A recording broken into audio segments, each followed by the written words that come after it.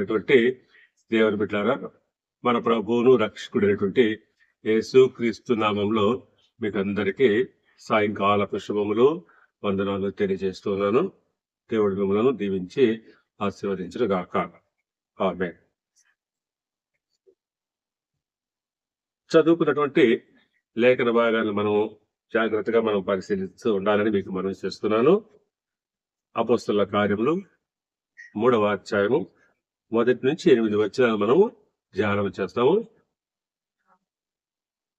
ఇక్కడ ఆది అపోస్తలులు ఎన్నో అద్భుత ఆశ్చర్య కార్యములు జరిపించినట్లుగా మనము అపోస్తలుల కార్యములలో గ్రంథంలో మనము చూడొచ్చు. ఇక్కడ ప్రత్యేకించి వారు జరిగించిన ఒక అద్భుత కార్యాన్ని మనము ఈరోజు ధ్యానం చేస్తాం. పేతురు యోహానులు మధ్యాహ్నము 3 గంటల వేళ దేవాలయంలోనికి ప్రవేశిస్తున్నప్పుడు పుట్టిన మొదలుకొని పుట్టివాడైనటువంటి ఒక వ్యక్తిని వారు అక్కడకు మోసుకొని వస్తూ ఉన్నారు. వారిని ఎందు నిమిత్తం అక్కడ తీసుకొచ్చేవారంటే వాడు ఆ యొక్క శృంగారము మనమనేటువంటి ఆ మందిరము ద్వారం దగ్గర వాడు కూర్చొని భిక్షమడుతూ ఉండేవాడు. వారికి సహాయం చేసేవారు వారిని మోసుకొని వచ్చి అక్కడ కూర్చొని పెట్టి వాడు భిక్షమడుకున్న తర్వాత మళ్ళా వాడిని సాయంత్రము వారికి తీసుకొని వెళ్తూ ఉండేటువంటి ఇది ఒక క్రమంగా జరుగుతూ ఉండేటువంటి పద్ధతి. ఆ సమయంలో పేతురు యోహానుడు దేవాలయంలోకి ప్రవేశిస్తున్న సమయంలో ఆ యొక్క కుంటివాడేటువంటి వ్యక్తి పేతురు యోహాను వైపు తేరి చూస్తున్నాడు, ఆశతో చూస్తున్నాడు. ఇక్కడ కూడా పేతురు యోహానులు వారిని వైపు చూచాడు. పేతురును యోహాను వారిని తేరి చూచి మా తట్టు చూడమని వారితో మాట్లాడుతూ ఉన్నాడు.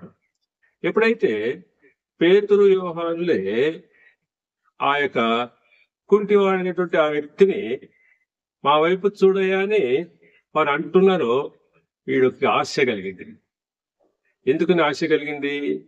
వారి దగ్గర ఏదైనా దొరుకునని, ద్రవ్యము దొరుకునని ఆశతో వాడు వారిని కనిపెడుతూ వారి వైపు చూస్తున్నాడు. ఇది తెలుసుకున్నటువంటి పేతురు యోహానులు వెంటనే వారి వైపు చూస్తూ వారి మాట అంటున్నారు. గమనించండి పిల్లల, అపోస్తలుల కార్యం 3:6 వచనం మనం ఈరోజు ప్రత్యేకించి ధ్యానించదు.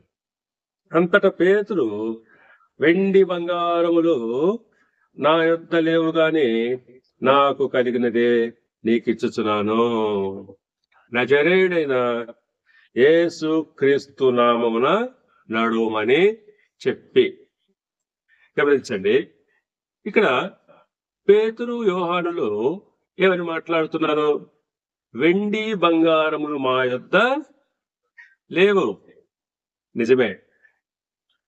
ప్రభు శిష్యులు వారు చాలా నిరుపేదలని మనం ఇక్కడ గమనించాలి. లేఖనాల్లో పరిశీలిస్తే మత్తయి సువార్తలో వారి గురించి 4:18 చూస్తే వారు ఎటువంటి వారో మనకు తెలుస్తుంది. వారు జాలరులు, అంటే చేపలు పట్టుకునేటువంటి జాలరులు. వారి దగ్గర ఏముంటుంది? ఏదైనా కాపోట చేపలు పట్టుకొని అమ్ముకొని జీవనం చేసేటువంటి వారు. వారిని ప్రభు పిలుచుకున్నాడు. వారు ప్రభువుని వెంబడించారు, శిష్యరికం చేశారు.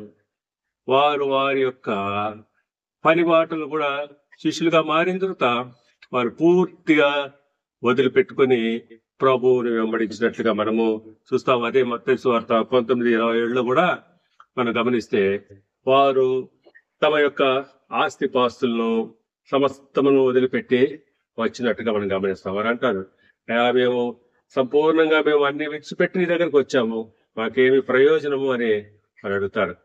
నిజమే, వారంతా కూడా తమ యొక్క సంపూర్ణమైన సమర్పణ వారు చేసుకున్నారు. వారి దగ్గర ఏమీ కూడా లేదు. వారు అట్లాంటి నిస్వార్థమైనటువంటి విధంగా వారు దేవుని వెంబడిస్తూ వస్తున్నారు. వారు ఇక్కడ ప్రభువుని వారు ఆదర్శం, ఈ విషయంలో వారు ప్రభు వారితో వారు ఆదర్శంగా ఉన్నారు.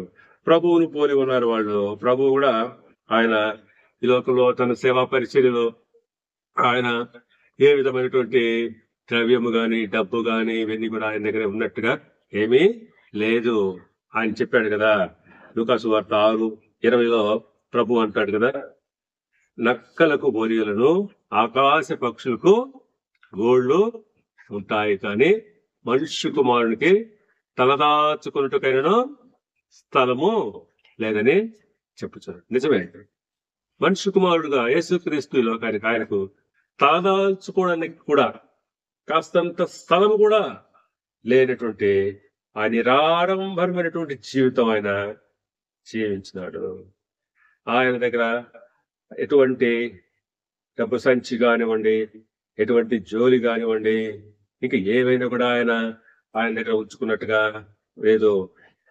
అందును బట్టి శిష్యులు కూడా ఆయన ఏ రకంగా అయితే జీవించాడో అదే ప్రకారంగా శిష్యులు ఆయన్ను వెంబడించారు.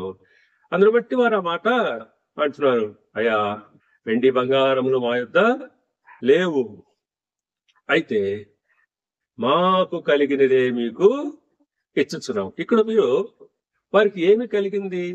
వెండి బంగారము యెహోవాకు సంబంధమైనటువంటి వారికి లేవు. యెహోవాకు సంబంధమైన ఆస్తిపాస్తులు లేవు. ఈ లోకంలో మీరు ధనము సంపాదించుకుంటే ఆ ధనము ఇక్కడే నశించిపోతుంది. పరలోక రాజ్యానికి ఆ ధనం అనేటువంటిది ఎవరిని కూడా చేర్చదు. ఆ ధనం అనేది యెహోవాకు సంబంధంగా మనకు ఉపయోగపడుతుంది. ఇక్కడి వరకే అది మనకి ప్రయోజనకరంగా ఉంటుంది, కానీ పరలోక రాజ్యానికి, నిత్య జీవానికి అది అంత మాత్రం కూడా ఉపయోగపడదనే విషయాన్ని మనం గమనించాలి. అందును బట్టి వారు ఆ మాట అంటున్నారు, అయ్యా వెండి బంగారాలు మా దగ్గర లేవు నీకు ఇవ్వడానికి, అయితే దానికన్నా కూడా మించినది, విలువైనది నీకు మేము ఇస్తున్నామని చెప్పారు. నిజంగా ఈ కుంటివాడు పరిస్థితి మనం ఒకసారి గమనిస్తే, వాడుకున్న స్థితి ఏంటి? కుంటితనం, అనగా నడవలేని తనం. అలాగే ఆధ్యాత్మికంగా కూడా అతను నడవలేనిటువంటి స్థితిలో వాడు ఉంటూ ఉన్నాడు.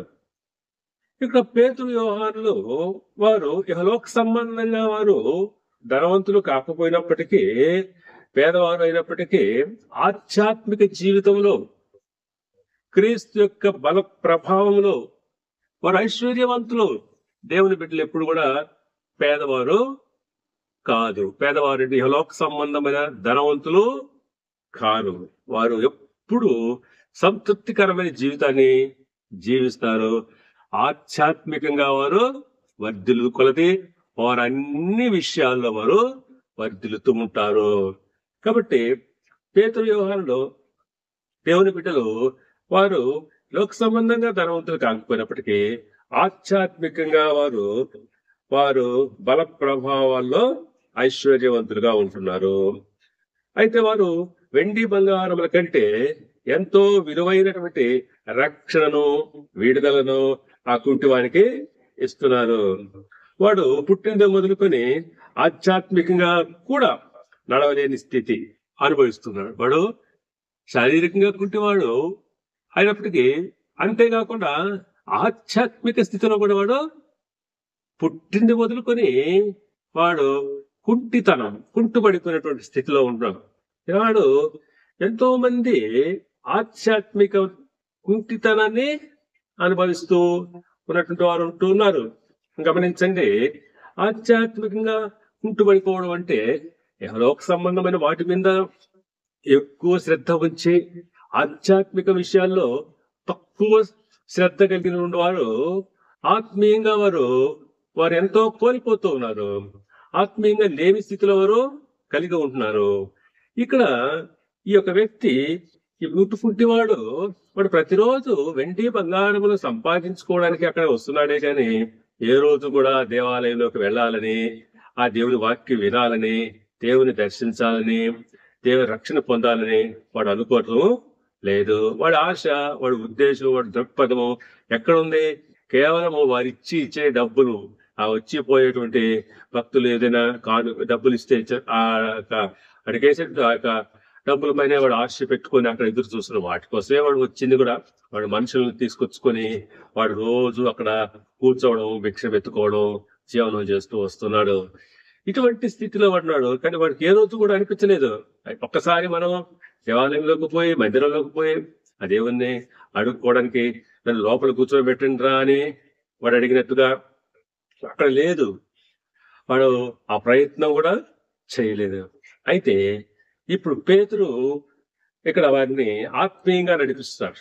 మనం ఈ లోక సంబంధమైనటువంటి శారీరక స్వస్థత కలగాలి అంటే ముందుగా మనకు ఆత్మీయమైనటువంటి స్వస్థత కలగాల. శరీరానికి ఆత్మ సంబంధమైనటువంటి స్వస్థత ఎప్పుడైతే నీకు కలుగుతుందో, నీవు ఎప్పుడైతే నీ ఆత్మ అనేటువంటిది రక్షించబడుతుందో అప్పుడే నీ శరీరానికి స్వస్థత కలుగుతుంది. చాలా మంది ఈ విషయాన్ని గమనించకుండా వారు తమ శరీరాలకు కావలసినటువంటి వాటి విషయంలో ఎక్కువ శ్రద్ధ చూపిస్తూ ఆత్మీయ జీవితాన్ని వదిలిపెడుతూ ఉంటారు. తద్వారా మనకు ఆత్మీయంగాను శారీరకంగాను కుంటితనాన్ని అనుభవిస్తూ ఉంటున్నారు. ఇక్కడ ఈ కుంటివాడి పరిస్థితి కూడా అలాగే ఉంటుంది. అందుని బట్టి ఇది గమనించినటువంటి పేతురు యోహానులు వాడితో మాట్లాడుతున్నాడు. అయ్యా, నీవు ఆత్మీయంగా కూడా కుంటితనాన్ని అనుభవిస్తున్నావు. మేము ఆత్మీయంగా శారీరకంగా కంటే మేము ఆత్మీయంగా ఐశ్వర్యవంతులమే. మా దగ్గర అది ఉంది కాబట్టి మాకు కలిగినది నీకు ఇచ్చినాం. మాకు కలిగింది ఏంటంటే ఆత్మీయంగా వీళ్ళు ఐశ్వర్యవంతులు. కాబట్టి ఈ ఐశ్వర్యములో నుంచి క్రీస్తు యేసు మహిమైశ్వర్యములో నుంచి ఏ విధంగా మనకు అనుగ్రహిస్తున్నాడో ఆ రకంగానే ఈ పేతురు యోహానులు వారి యొక్క ఆత్మీయ స్థితిలో నుంచి, వారి ఐశ్వర్యములో నుంచి ఆ కుంటి వారికి ఇస్తున్నట్టుగా వారు చెప్తున్నారు. ఏమి ఇస్తున్నారు? వాళ్ళు డబ్బులు ఇస్తున్నారా? కాదు. ఒక మాట వాళ్ళు ఇక్కడ చక్కటి మాట వాళ్ళు ఉపయోగిస్తున్నారు. నజరేయుడైన యేసు క్రీస్తు నామమున నడుమని చెప్తున్నారు. నజరేయుడైన యేసు క్రీస్తు నామమున నడుము అంటాడు. In the name of Jesus అంటే by the authority of the Jesus Christ. యేసు క్రీస్తు నామములో లేచి నడుము. యేసు క్రీస్తు బల ప్రభావమును బట్టి, ఆయన అధికారాన్ని బట్టి లేచి నడుమని వాళ్ళు అంటున్నారు. ఇక్కడ మనం గమనించాల్సింది యేసు క్రీస్తు నామము అధికారమగిలిన నామం, అదే ప్రభావమగిలిన నామం, శక్తి కలిగిన నామము, ఉన్నతమైనటువంటి నామము. ఆయన అధికారముని వీళ్ళు రిలీజ్ చేస్తున్నారు. క్రీస్తు యొక్క అధికారం, ఆ బల ప్రభావాలని పేతురు యోహానులో ఆ పవర్ని, ఆ స్పిరిట్, ఆ హోలీ స్పిరిట్ ని వీళ్ళు రిలీజ్ చేస్తున్నారు. చాలా మనం గమనించాలి, జాగ్రత్తగా ఈ విషయాన్ని మనం అబ్జర్వ్ చేయాలి. ఏదైనా ఒక కార్యం జరగాలన్నా, ఒక స్వస్థత జరగాలన్నా, ఇంకేదైనా జరగాలన్నా యేసు నామములోనే జరగాలి. అది శక్తి కలిగిన నామము, అది గొప్ప నామము. అంతేగాని అది మన శక్తి చేతనో మన బలం చేతనో జరిగేటువంటిది కాదు. కాకపోతే పేతురు ఇక్కడ క్రీస్తు ప్రతినిధిగా వ్యవహరిస్తున్నాడు. దేవుని సేవకులు కూడా ఇక్కడ ప్రతినిధులుగా ఉండాలి. అంతేగాని మనము కార్యము జరిగించేది దేవాతి దేవుడు అనేటువంటి యేసు క్రీస్తే. అంత అంటాడు ఆయన, నా నామమున, నా పేరట మీరు ఏమి అడిగినా ఇస్తానంటాడు. యోహాను సువార్త 14:13 చూద్దాం ఒకసారి మనం రెఫరెన్స్ చూసుకున్నట్లయితే. యోహాను సువార్త 14వ అధ్యాయము 13-14 వచనాలు చదువుతున్నాను. మీరు నా నామమున దేనిని అడుగుదురో తండ్రి కుమారుని యందు మహిమపరచుటకై దానిని చేతును. నా నామమున మీరు నన్నేమి అడిగిన నేను చేతును. చూసారా, మీరు నా నామమున దేనిని అడుగుదురో, మనం తండ్రిని అడుగుతున్నాం. ఏమని అడుగుతున్నాం? యేసు క్రీస్తు నామంలో. మాకు ఇది జరిగించు అని మనం ప్రార్థనలో చెప్తాం కదా. యేసు క్రీస్తు నామంలో నువ్వు అడగాల, మరి ఇంకే నామంలో కూడా మనము అడగకూడదు. తండ్రి నువ్వు క్రీస్తు నామంలో, యేసు క్రీస్తు నామంలో మన సబ్మిషన్స్ అనేవి, మన మనవులు అనేవి ఉండాలి. అలాగే నా నామమున మీరు నన్నేమి అడిగినా, మనం ప్రభువుని ఏమి అడిగినా కూడా అది మనకు ఆయన అనుగ్రహిస్తారని ఇక్కడ వాగ్దానం చేస్తున్నాడు. ఇక్కడ అధికారము, ఆధిపత్యము అనేది ఎక్కడ ఉంది? యేసు క్రీస్తు నామములో ఉన్నది. బల ప్రభావములు ఆయన యందు ఉన్నవి. Authority of the Christ. ఇక్కడ అథారిటీ, ఆ శక్తిని ఆయన కలిగి ఉంటున్నాడు. గమనించండి, యోహాను సువార్త 21వ వచనంలో మనం చూసినట్లయితే, అప్పుడు యేసు మరలా మీకు సమాధానము కలుగును గాక, తండ్రి నన్ను పంపిన ప్రకారము నేను మిమ్మల్ని పంపుచున్నానని వారితో చెప్పాను. ఇక్కడ రిప్రజెంటేషన్ అనేది చాలా ప్రాముఖ్యమైన విషయం. ఇక్కడ ప్రభువుని ఈ లోకానికి రిప్రజెంటేటివ్ గా, ప్రతినిధిగా పంపించి ఉంటున్నాడు. యేసుక్రీస్తు ఈ లోకానికి దేవుని యొక్క ప్రతినిధిగా ఆయన వచ్చి ఉన్నటువంటి విషయం మనం గమనించాలి. ఆ ప్రకారంగానే తండ్రి ఏ విధంగా ఆయనను రిప్రజెంటేటివ్ గా, ప్రతినిధిగా ఈ లోకానికి పంపించినాడో, ఆ ప్రకారంగానే ఆయన తన శిష్యులను ఈ లోకంలో ప్రతినిధులుగా పంపి ఉన్నాడు. ఇది మనకు పంపి ఉన్నాడు అనే వచనాన్ని మనం జాగ్రత్తగా అబ్జర్వ్ చేయాలి. నేను మిమ్మల్ని పంపుచున్నాను. మన దేవుడు ప్రభు మనల్ని పంపి ఉన్నాడు ఈ లోకంలో. ఆయన సేవ నిమిత్తం, పరిచర్య నిమిత్తం ఆయన పంపించున్నాడు. మనకు అధికారము, ఆధిపత్యము ఎక్కడి నుండి వచ్చింది? మనుషుల దగ్గర నుండి కాదు, దేవుని దగ్గర నుంచి వచ్చింది. మనం దేవుని కోసం వినియోగించాలి. ఆ అధికారాన్ని, ఆధిపత్యాన్ని ఆయన కొరకే వినియోగించాలి. ఆయన బల ప్రభావాలను మనం వినియోగించాలి. ఆయన మహిమపరచాలి. ఏ క్రియ చేసినా, ఏది చేసినా దేవుని మహిమార్థం చేయాలి. మనల్ని మహిమపరచుకోకూడదు, మనల్ని గణపరచుకోకూడదు. ఇది మనము గమనించుకుంటూ ముందుకు సాగాల్సిన విషయమై ఉంటున్నది. గమనించండి పిల్లరా, దేవుడు ఆయన మనల్ని పంపించున్నాడు. ఆయన చెప్పాడు అనేక రెఫరెన్స్లు. యోహాను సువార్త 17:18 అంటాడు, సత్యమందు వానిని ప్రతిష్ఠ చేయము, నీ వాక్యమే సత్యము, నీవు నన్ను లోకములకు పంపిన ప్రకారము నేను వారిని లోకంలోకి పంపి తిని అని ప్రభు చెప్తున్నాడు కదా. ఆయన్ని ఏ విధంగా అయితే ఈ లోకానికి దేవాది దేవుడు పంపించినాడు, ఆ ప్రకారంగానే ఆయన తన శిష్యులను ఈ లోకానికి పంపించినాడు.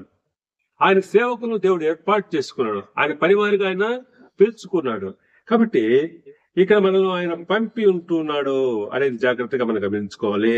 అలాగే మత్తయి సువార్త 28వ అధ్యాయము 18 నుంచి 20 వచనాలు చూస్తే, పరలోకమందును భూమి మీదను నాకు సర్వాధికారము ఇవ్వబడి ఉన్నది, కాబట్టి మీరు వెళ్ళి సమస్త జనులను నాకు శిష్యులుగా చేయుడి. భూమి మీద, పరలోకమందు ఆయనకు అధికారం ఉంది, భూమి మీద ఆయనకు అధికారం ఉంది. అంటే ఆయన ఈ లోకానికి పరలోకం నుంచి పంపబడేటువంటివి ఆయన. కాబట్టి ఆయనకు ఏ విధంగా అధికారం ఉందో ఆ విధంగా దేవుడు మనకు అధికారాన్ని ఇస్తూ, ఆ అధికారాన్ని, ఆ ఆధిపత్యాన్ని, ఆయన బల ప్రభావాలను మనం ఈ లోకంలో వినియోగించుకోవాలని, ఆయన శక్తిని మనం విడుదల చేయాలని ఆయన మనల్ని పంపించినాడు. కాబట్టి మనం ఏం చేయాలి? సమస్త జనులను ఆయనకు శిష్యులుగా చేయమన్నాడు. అది మనం ఇంకేమి చేయాల్సిన అవసరం లేదు, ఆయనకు శిష్యులుగా చేయమన్నాడు. అలాగే మార్కు సువార్త 16:15 ప్రకారంగా, మార్కు సువార్త 16:15 ప్రకారంగా, మీరు సర్వలోకములకు వెళ్ళి సర్వ సృష్టికి సువార్త ప్రకటించండి. ఇది మనం చేయాల్సిన పని. ప్రతి శిష్యుడుగా, ప్రభు యొక్క శిష్యులుగా మనము సర్వలోకానికి వెళ్ళి సర్వ సృష్టికి మనం ఏం చేయాలా? సువార్తను, ఆయన నామాన్ని ప్రకటన చేయాలి. 17వ వచనం చూస్తే, నమ్మిన వారి వల్ల ఈ సూచక్రియలు కనబడను, ఏవనగా నా నామమున దయ్యములను వెళ్ళగొట్టుదురు, క్రొత్త భాషలు మాటలాడుదురు, పాములను ఎత్తి పట్టుకొందురు, మరణకరమైనది త్రాగిన వారికి హాని చేయదు, రోగుల మీద చేతులు ఉంచినప్పుడు వారు స్వస్థత నందు. ఇదంతా కూడా ఈ అధికారం ఎక్కడి నుంచి వచ్చింది? ప్రభువును నమ్మిన వారు, ప్రభువునందు విశ్వాసం ఉంచడం ద్వారా ఈ అధికారం దేవుడు మనకు అనుగ్రహించినాడు.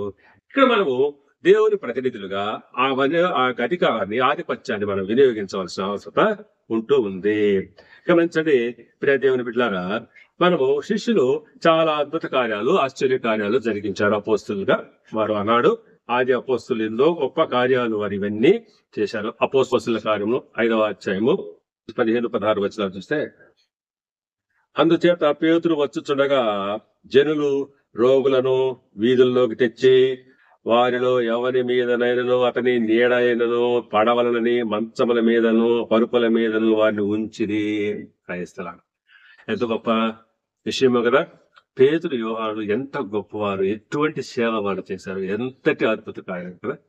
వారు ఒక సేవకులు వస్తుంటే జనులు వీధుల్లోకి రోగుల్ని మంచముల మీద తీసుకొని వస్తే, ఎందుకు తీసుకొచ్చారు? వాళ్ళ మీద చేతులు ఉంచితే వారి నీడ పడితే చాలు మాకు స్వస్థ పొందుకుంటామనేటువంటి విశ్వాసంతో వారు ఆ విధంగా చేశారు.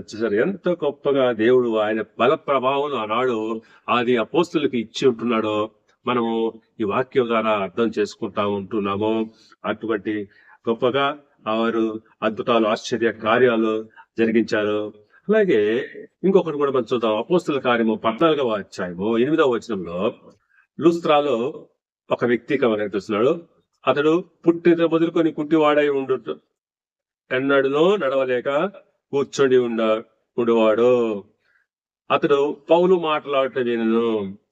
పౌలు అతని వైపు తేరి చూచి స్వస్థత పొందుటకు అతనికి విశ్వాసముడని గ్రహించి నీ పాదములు మోపి సరిగా నిలువమని బిగ్గరగా చెప్పినప్పుడు అతడు గంతులు వేసి నడవసాగాను. పౌలు మాట్లాడుతున్నాడు ఇక్కడ లుస్త్రాలో. అక్కడ ఒక కుంటివాడు ఉన్నాడు. వాడు ఎప్పుడు నడవలేదంట పుట్టింది మొదలుకొని. వాడు కూర్చొని పౌలు వైపు చూస్తున్నాడు, తేరి చూస్తూ పౌలు వాక్యం వింటున్నాడు, పౌలు మాట్లాడటం వింటూ ఉన్నాడు. పౌలు అతని వైపు చూస్తున్నాడు. అతనిలో విశ్వాసం ఉందని పౌలు గ్రహిస్తున్నాడు. అతనిలో విశ్వాసం ఉందని, ఎందుకు? స్వస్థత పొందుటకు ఆయనకు విశ్వాసం ఉందని పౌలు గ్రహించి ఒక మాట అంటున్నాడు. అతను చెప్పాడు, నీ పాదములు మోపి సరిగ్గా నిలవమని చెప్పినప్పుడు వెంటనే వాడు స్వస్థత పొందుకు దిగ్గున లేచినాడు. ఇక్కడ ఏ విధంగా ఈ పుట్టివాడు ఆ శృంగారం అనేటువంటి దేవాలయపు దగ్గర కూర్చొని పడి ఉన్న వ్యక్తి ఎప్పుడైతే పేతురు యోహానులు ఆ మాట చెప్పారో వెంటనే వాడు దిగ్గున లేచి నడవసాగదని అక్కడ రాయబడింది. దిగ్గున లేచి వాడు నడుస్తూ గంతులు వేస్తూ దేవాలయంలోకి వెళ్ళినట్టుగా మనం ఇక్కడ చూస్తున్నాం. వాడు అంతవరకు వాడు ఆత్మీయ జీవితంలో ఏనాడు కూడా వాడు దేవాలయంలోకి పోయిన వాడు కాదు. వాడు ఎప్పుడు కూడా అక్కడ రావడం, బాగా డబ్బులు, సంచి నిండా డబ్బులు, వాడికి వస్తే ఆ డబ్బులు ఎవరు ఇచ్చినట్టు భిక్షము ఎత్తుకున్న ఆ భిక్షము డబ్బులతో వాడు సంతోషంగా ఇంటికి వెళ్ళేవాడే గాని ఏనాడు కూడా వాడు గంతులు వేస్తూ దేవాలయంలోకి వెళ్ళినట్టుగా లేదు. ఎప్పుడైతే వాడు విడుదలను అందుకున్నాడు, ఎప్పుడైతే వాడి పాపాలు క్షమించబడ్డాయి, ఎప్పుడైతే వాడు ఆత్మీయ కుంటితనం పోయిందో, వాడు ఆత్మీయ కుంటితనం నుంచి విడుదల పొందుకున్నాడు, రక్షణ పొందినాడు, శారీరకమైనటువంటి బలం వాడికి వచ్చింది. వాడు పాదములు, చీల మండలములు బలపడి ఏమైనాడు, వాడి పాదములు చీల మండలములు బలము పొందిన వాడు దిగ్గున లేచి నడుచుచు గంతులు వేయచు దేవుని స్తుతించుచు వారితో కూడా దేవాలయంలోకి వెళ్ళి ఇప్పుడు దేవుని స్తుతించారు. హల్లెలూయా. చూసారా ఎంత గొప్ప ధన్యత ఆ వారికి కలిగింది. ఇప్పుడు స్వస్థ అనేది ఇక్కడ శారీరక స్వస్థత కలగడం కాదు ఇక్కడ ముఖ్యము. దానికన్నా కూడా వాడు ఆత్మీయంగా దేవుని మందిరంలోకి వెళ్ళినాడు. వాడు ఎంతో సంతోషిస్తున్నాడు, దేవుని స్తుతిస్తూ ఉన్నాడు. ఈ విషయాన్ని మనం చాలా జాగ్రత్తగా గమనించాలి. వాడు ఆత్మీయ కుంటితనం పోయింది, శారీరకంగా వాడు అక్కడ ముందుకు సాగుతుంది. ఆ రీతిగానే ఆనాడు ఆది అపోస్తులు వారు దేవుని వాక్యాన్ని ప్రకటిస్తున్నప్పుడు కానివ్వండి, ఉపదేశిస్తున్నప్పుడు గాని, ఎవరైనా తమను కలుసుకున్నప్పుడు గాని, తమ దగ్గరకు వచ్చినప్పుడు గాని, వారు వీధుల్లో నడుచుకుంటూ పోతున్నప్పుడు గాని వారి దగ్గరకు వచ్చిన వారిని బాగు చేశారు. ఇక్కడ అదే జరిగింది. ఈ దేవాలయంలోకి వారు వెళ్లే సమయంలో ఈ కుంటివాడు అక్కడ పడి ఉండడం, అది యాదృచ్ఛికంగా వారు రావడం, ఇది ఒక ఆ స్వస్థత కార్యానికి ఒక దారి తీసింది. కనుక ప్రియ దేవుని బిడ్డలారా, మనము ఆయన పేతురు యోహాను తనను బాగు చేశారని ఆ కుంటివాడు ఇక్కడ మాట్లాడడం లేదు, కానీ వాడు ఏమంటున్నాడు? దేవుణ్ణి స్తుతిస్తున్నాడు. ఇక్కడ పేతురు యోహాను కాదు అతను బాగు చేసింది. ఇతను బాగు చేసింది దేవుడు. తనని నజరేయుడైన యేసు నామము చెప్పాడు కదా. ఏ నామములో? నజరేయుడైన యేసు క్రీస్తు నామములో లేచి నడవడు. ఆ నామములో స్వస్థత పొందుకున్నాడు వాడు. అందును బట్టి వాడు యేసు నామములో వాడు లేచి నడిచినాడు. వాడు గంతులు వేస్తున్నాడు. వాడు అదే సాక్ష్యం ఇస్తున్నాడు.